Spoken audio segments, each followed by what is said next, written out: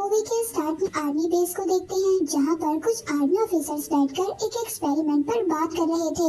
अब उन ऑफिसर्स का जो हेड था वो सबको ये बता रहा था कि हमारे पास जितने भी बेस्ट पायलट या सोल्जर्स होते हैं, हम उनका इस्तेमाल नहीं कर पाते क्योंकि हमारे एरियाज, हमारे बेस पर कोई भी जंग नहीं होती।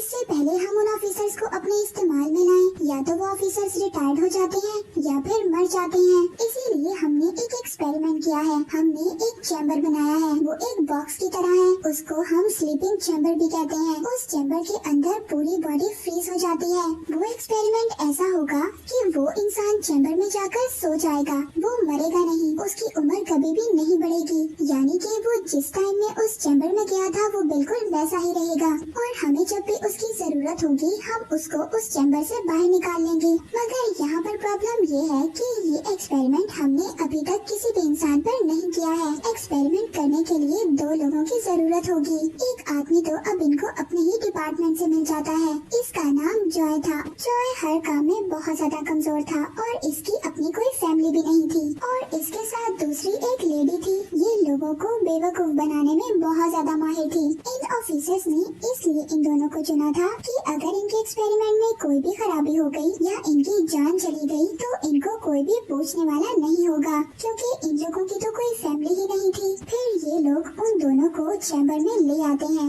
और उनको सुला देते हैं। पर तभी यहाँ पर जॉय के साथ जो लेडी थी वो डर रही थी। जॉय उसको समझाता है कि देखो, तुम्हें डरने की जरूरत नहीं है, ये एक्सपेरिमेंट हमसे पहले जानवरों पर हो चुका है। अब इन दोनों को उस स्लीपिंग चैम्बर, उस बॉक्स में सुला दिया जाता है। कुछ दिन के बाद उस ऑफिसर को जिसने ये एक्सपेरिमेंट स्टार्ट किया था उसको पुलिस पकड़ लेती है ड्रग्स के सिलसिले में। जहाँ पर एक्सपेरिमेंट किया जा रहा था, गवर्नमेंट की तरफ से एक बिल्डोजर आकर उस जगह को तोड़ देता है। मगर अभी तक जॉय और वो लेडी उसी स्लीपिंग चैम्बर में थे। कोई भी नहीं जानता था कि उन 2 बॉक्सेस के अंदर 2 इंसान सो रहे हैं। और अब आहिस्ता आहिस्ता वक्त गुजरने लगता है। यहाँ के लोगों की दिमागी हालत कमजोर हो गई थी। साल आता है 2505 का। यहाँ पर जितने भी लोग थे सभी बेवकूफ थे। यहाँ के रहने वाले लोगों को बिल्कुल भी मैनर्स नहीं आते थे, यानी कि उनको कोई भी अच्छे तौर तरीके नहीं आते थे। फिर इसके बाद जॉय और उस लेडी का चैम्बर दिखाया जाता है, जो अभी तक कूड़े के ढेर में पड़ा हुआ था।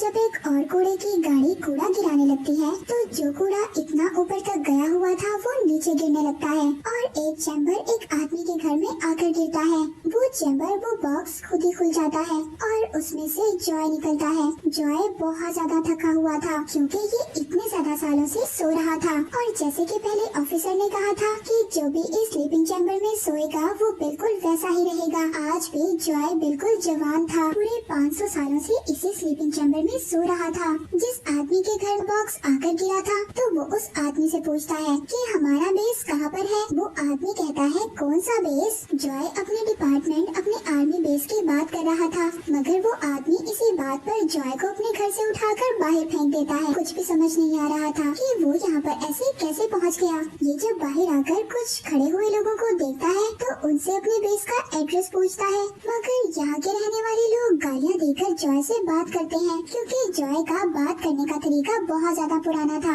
और अब 2505 के टाइम में सब लोग एक दूसरे को गालियाँ देकर बात किया करते थे। और मजे की बात ये थी कि इस बात से किसी को भी प्रॉब्लम नहीं थी। जॉय को ये लग रहा था कि इतने टाइम से वो चैम्बर में था, इस वजह से उसकी तबीयत खराब हो गई है। अब वो अपना चेकअप करवाने के लिए हॉस्पिटल था है। हॉस्पिटल में बहुत ज्यादा गंदगी थी। ऐसा लग रहा था कि जैसे बहुत सालों से यहाँ पर सफाई ही न हुई हो। और जब जॉय पानी पीने के लिए जाता है तो मजे की बात ये थी कि वहाँ पर टैप में से पानी की जगह किसी कंपनी का ड्रिंक निकल रहा था। इस बात से बहुत ज्यादा परेशान हो गया था। तभी वो एक आदमी को रोककर पानी मांगता है। वो आदमी बहुत ज्यादा हैरान हो गया था। कहता है, वो पानी जो बाथरूम में होता है। जॉय कहता है, नहीं नहीं, मुझे पीने का पानी चाहिए। ये सुनकर ये आदमी हंसता हुआ वहाँ से चला जाता है। अब जॉय डॉक्टर के पास जाता है। डॉक्टर को वो अपना जब हाथ चेक करवाता है तभी उसकी नजर वहाँ पर पड़े हुए न्यूज़पेपर पर पड़ती है जिस पर 2505 का साल लिखा हुआ था। जॉय को ये बात समझ आ गई थी कि वो 2005 से 2505 में आ गया है। और जब वो एक विंडो से बाहर देखता है तब उसको पूरा यकीन हो गया था कि वो पूरे 500 साल आगे आ गया था। तभी डॉक्टर वहाँ पर ये नोटिस करता है कि जॉय के हाथ पर कोई भी टैटू नहीं था। तभी डॉक्टर वहाँ पर चीख मारता है और इमरजेंसी कॉल कर देता है। वो पुलिस को बुला लेता है क्योंकि इस टाइम में रहने वाले सभी लोगों के हाथों पर एक टैटू था जिससे कि उस आदमी की पहचान हो सके, जैसे कि हमारी पहचान हमारे आईडी कार्ड से होती है। फिर पुलिस इसको पकड़कर ले जाती है और फिर इसको एक मशीन के सामने बिठाकर इसको कहती है कि अपना हाथ इस मशीन में डाले ताकि ये मशीन इसको इसका नाम और इसकी पहचान दे सके। अब मशीन के ऊपर एक नंबर आता है, यानी कि मशीन उससे पूछ रही थी क्या ये तुम्हारा नंबर है, तो यहाँ पर जॉय कहता है नॉट श्योर। उस मशीन को ये लग रहा था कि इसका नाम नॉट श्योर है, इसीलिए वो अब इसके हाथ पर नॉट श्योर का टैटू बना देती है। फिर इसके बाद इसको एक जगह पर ले जाया जाता है जहाँ पर ये लोग इसका IQ टेस्ट लेते हैं, यानी कि ये लोग इसके दिमाग का टेस्ट लेते हैं कि ये कितना ज्यादा समझदार है, ताकि ये लोग जब इसको जेल में लेकर जाएं तो ये लोग इसको इसकी समझदारी के मुताबिक काम दे सकें। ये लोग इससे अपनी दुनिया का सबसे ज्यादा मुश्किल तरीन सवाल पूछते हैं कि एक बाल्टी के साथ तुम्हारे पास 2 गैलन है, जबकि दूसरी बाल्टी के साथ तुम्हारे पास 4 गैलन है। उससे पूछा जाता है कि बताओ तुम्हारे पास कितनी बाल्टी है, तो जॉय बहुत ही आसानी से कहता है कि 2। इसके बाद जॉय को जेल ले गए थे, मगर ये यहाँ से पुलिस वालों को बेवकूफ बनाकर भाग जाता है। दूसरी तरफ वही लेडी जिसको जॉय के साथ दूसरे स्लीपिंग चैम्बर में रखा गया था, इस लेडी का नाम रीटा था और अब ये भी स्लीपिंग चैम्बर से बाहर आ गई थी। ये यहाँ पर आकर भी लोगों को बेवकूफ बनाकर उनके पैसे चोरी कर रही थी। दूसरी तरफ जॉय भागकर जल्दी से उसी आदमी के घर पर आता है जहाँ पर जॉय को सबसे पहले होश आया था।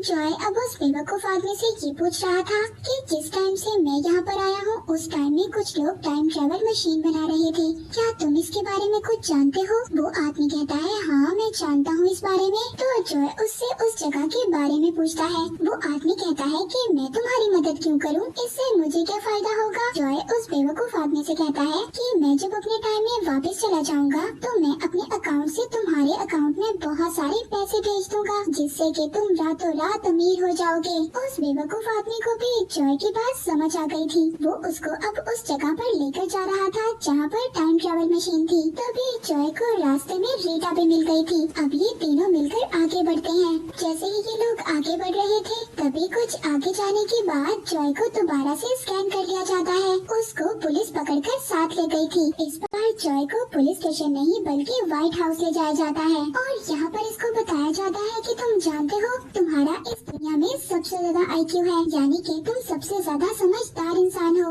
और जो सवाल का जवाब तुमने जेल में दिया था वो इस दुनिया का सबसे ज्यादा मुश्किल जवाब था। तभी वहाँ पर मिस्टर प्रेसिडेंट आते हैं और सबको अपनी स्पीच में ये बताते हैं कि अब हमें फिक्र करने की कोई भी जरूरत नहीं है क्योंकि हमें इस दुनिया में सबसे ज्यादा तेज दिमाग वाला इंसान मिल गया है। असल वजह इस दुनिया की ये थी कि इस दुनिया में फसलें बहुत कम हो गई थी और अब ये जॉय की मदद लेकर दोबारा से फसलों को तैयार करने वाले थे क्योंकि उसका दिमाग इनके लिहाज से बहुत ज्यादा तेज चलता था। इसके बाद ये लोग जॉय को एक खेत में लेकर जाते हैं जहाँ पर फसल नहीं उग रही थी। तभी जॉय वहाँ पर रीटा और उस बेवकूफ आदमी को भी बुला लेता है ताकि ये उस आदमी की मदद लेकर टाइम ट्रेवल मशीन तक पहुँच जाए और अपनी फ्रेंड को लेकर इस दुनिया से चला जाए। मगर जब वो उस बेवकूफ आदमी का दिया हुआ नक्शा देखता है तो इसको पता चल गया था, इसको वो अपने से भी ज्यादा बेवकूफ बना गया था और अब जॉय को खुद ही टाइम ट्रेवल मशीन का पता करना था। तभी ये लोग अपनी दुनिया में दोबारा जा सकते हैं। इसके बाद जॉय वहाँ पर फसलों को चेक करता है। तभी इसको पता चलता है कि ये लोग फसलों में पानी की जगह ड्रिंक डालते हैं और इसी वजह से वहाँ पर फसलें नहीं उग रही थी। उनसे कहता है कि हमें ड्रिंक नहीं पानी डालना होगा, मगर इस दुनिया में पानी कोई भी नहीं पीता था। बच्चे से लेकर बूढ़े तक सब लोग ड्रिंक पीते थे। जॉय इनको समझाने की कोशिश करता है कि हमें फसलों में पानी डालना होगा तभी तो फसलें उगेंगी, मगर ये लोग इसकी बात मानने को तैयार ही नहीं थे। तभी यहाँ पर जॉय भी एक बेवकूफी की बात करता है। कहता है कि मैं फसलों से बात कर सकता हूँ और फसलों ने खुद मुझसे पानी मांगा है।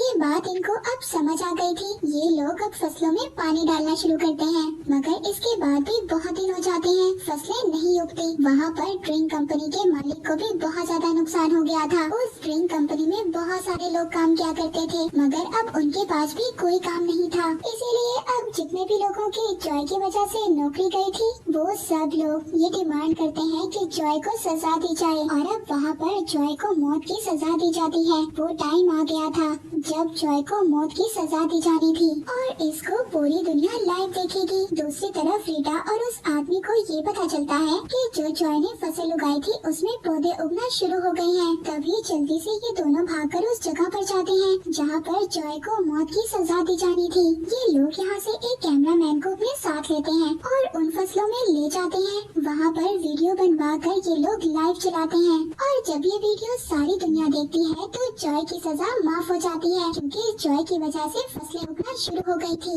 इसके बाद जॉय रीटा से कहता है कि हमें टाइम ट्रेवल मशीन का इस्तेमाल कर दोबारा से अपनी दुनिया में चलना चाहिए, मगर रीटा इसको मना कर देती है क्योंकि रीटा को ये दुनिया बहुत ज्यादा अच्छी लगने लगी थी। तभी यहाँ के जो प्रेसिडेंट थे वो ये अनाउंस करते हैं कि जॉय को वाइस प्रेसिडेंट बना दिया जाएगा, मगर कहता है कि मुझे अपनी दुनिया में जाना है। ये सुनकर सब लोग वहाँ पर उदास हो गए थे क्योंकि इनको जॉय से बहुत ज्यादा उम्मीदें थी। ये सभी लोग एक एक कर जॉय को इस दुनिया की प्रॉब्लम्स बताते हैं और ये भी कहते हैं कि अगर तुम हमें छोड़कर चले गए तो हम कभी भी इन प्रॉब्लम से निकल नहीं पाएंगे। ये सुनकर बहुत ज्यादा इमोशनल हो गया था और अब ये यहीं पर रहने का फैसला कर लेता है। जॉय और रीटा की शादी हो गई थी और जॉय अब इस दुनिया का प्रेसिडेंट बन गया था। इसी के साथ ही मूवी यहीं पर एंड हो जाती